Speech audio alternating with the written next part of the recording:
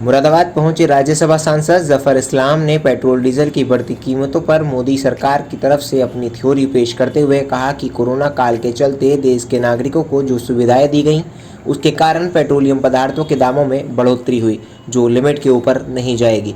भाजपा के राष्ट्रीय प्रवक्ता और राज्यसभा सांसद जफर इस्लाम आज एक दिन के दौरे पर मुरादाबाद पहुंचे, जहां पर उन्होंने मीडिया से बात करते हुए कहा कि वो देश के बजट के बाद यहां पर आए हैं, इसलिए उसे लेकर अपनी बात करना चाहते हैं। विकास से और हमारा जो बजट है वो पूरा विकास पर ही फोकस है। अगर आप देखिए, और ट्रांसपेरेंसी में जो पारदर्शिता के बारे में प्रधानमंत्री ने बार बार कहा, ट्रांसपेरेंसी, गवर्नेंस और जो विकास, इस तीनों चीज़ जो है उसकी झलक जो है बहुत साफ दिखती है इस बार के बजट में।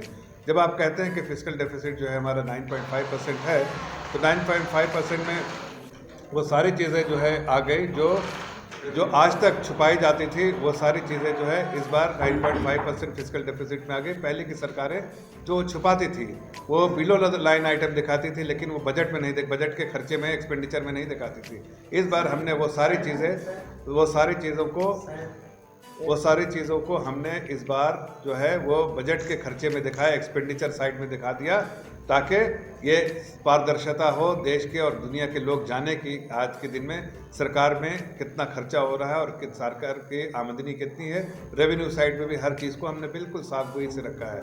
तो पारदर्शिता हमने की। गवर्नेंस में हमने देखा कि जो हमने अब तक जो इस मॉडल रहा है हमारा, वो गवर्नेंस का, उसमें जो सबसे बड़ा जो पिलर होता है गवर्नेंस का, कि जो है इफेक्टिवनेस होना चाहिए और फेयरनेस होना चाहिए। उस हिसाब से हमने पूरा जो पिछले 6 सालों में जो काम किया है इस चीज़ को ध्यान में रखते हुए किया है, चाहे वो डीबीटी हो, डायरेक्ट बेनिफिट ट्रांसफ़र हो, जिसमें 822 लाख करोड़ हमने ट्रांसफ़र किए हैं, चाहे हमने 60% जो है वेलफेयर की स्कीम को जो है वो सीधे जो है लोगों के अकाउंट में, खाते में डाला है।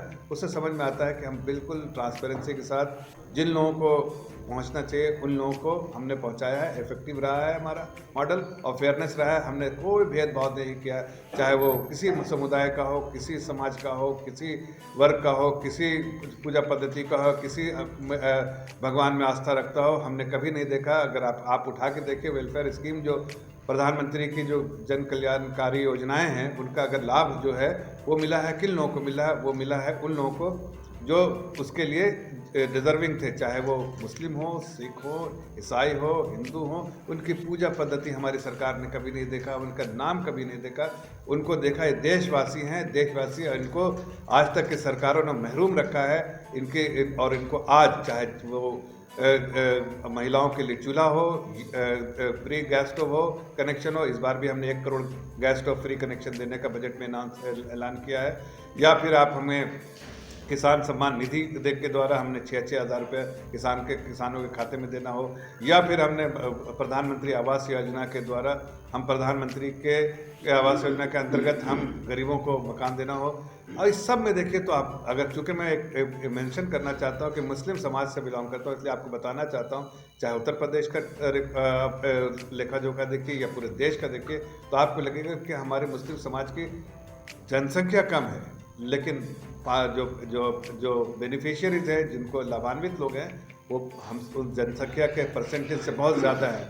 उससे ये समझ में आता है कि हमारी सरकार ने बिना भेदभाव किए हुए सभी लोगों को जो डिज़र्विंग थे उनको दिया है, उसका लाभ पहुंचाया है। लेकिन पिछली सरकारों ने भेदभाव करके और उस बीच में जो पैसा खाने का जो तरीका था वो करप्शन किया था। लेकिन हमने बिल्कुल सीधे 60%, 822 लाख करोड़ जो वेलफेयर स्कीम का, वो हमने डाल दिया सीधे खाते में। ये अपने आप में एक दुनिया में इस तरह का कहीं आपको कोई और मिसाल नहीं मिलेगा, जो कि डायरेक्ट बेनिफिट पूरे जो है पैसे जो है वो जो लाभान्वित लोगों के खाते में जाते हैं। उसी तरह अगर हमने देखा है कि जो विकास का मॉडल है, विकास के मॉडल पे हम चल रहे हैं, हम विकास ही विकास कर रहे हैं। तो अब तक का ऐतिहासिक बजट है उस लिहाज से कि हमने 5,54,000 करोड़ इस बार बजट में, जो कि 34.5% पिछले बजट से ज़्यादा। और अगर आप पिछले जो यूपीए के समय से देखिए तो ऑलमोस्ट डबल हमने कैपेक्स में किया है। इसलिए कि जो कैपिटल एक्सपेंडिचर होता है, मतलब खर्चा करेगी सरकार, विकास के लिए सरकार करेगी, उससे समझ में आता है कि सरकारें जो है नौकरियां भी इससे जनरेट होती है, लोगों को आमदनी भी बढ़ती है और रोज़गार भी पैदा होता है। और सरकार ने इसको इस बार बहुत बम्पर तरीके से दिया है और पूरी दुनिया ने इसको सराहा है। साथ साथ सरकार ने जो स्वास्थ्य के बारे में बहुत ज़्यादा चिंता की है और इसलिए स्वास्थ्य का जो बजट जो है इस बार 2,23,000 करोड़ का जो इतना बड़ा बजट जो है आज तक इतिहास में 137% जो है हमने बढ़ाया है, ताकि देश के जनता का स्वास्थ्य अच्छा रहे। और उसके लिए हमने बहुत अच्छा बजट में प्रावधान किया 223 लाख करोड़ का। इसी तरह हमने चाहे वो किसान हो, चाहे वो नौजवान हो, चाहे हमारे जवान हो, चाहे हमारे बूढ़े बुजुर्ग हों या महिलाएं हैं, सब वर्गों के लिए हर वर्गों के लिए हमने इस बजट में आदरणीय निर्मला जी ने इसमें प्रावधान किया है। लेकिन मैं एक लफ्ज़ में अगर कहूँ, जो पंच लाइन में कभी कहते हैं, ये विकास, ये जो है आगे आने वाले देश को में एक ग्रोथ, और ये एक जो है ये एक ब्लूप्रिंट है फ्यूचर ग्रोथ के लिए। ये ब्लूप्रिंट है एक ऐसा ग्रोथ जो आज तक इतिहास में इतना बड़ा जो कमिटमेंट जो सरकारों ने नहीं किया था, जिस सरकार ने किया है। ये आप कह सकते हैं कि ये एक डॉक्यूमेंट है आगे आने वाले ग्रोथ के लिए जो तेज़ी से बढ़ता जा रहा है। और इसीलिए दुनिया ने फिर से कहा है कि हिंदुस्तान सबसे तेज़ी से ग्रो करेगा, इकॉनमी ग्रो कर रही है। और अगर आप देखिए, इसको अगर देखने का तरीका है कि ग्रोथ कैपिटल जो है पूरी दुनिया में सबसे ज़्यादा जो है 2 लाख करोड़ जो है पिछले 2 महीने में सिर्फ हिंदुस्तान में आया है। और अगर आप दूसरे तरीके से देखिए कि यूपीए की सरकार के समय, जब यूपीए की सरकार थी तो 10 सालों के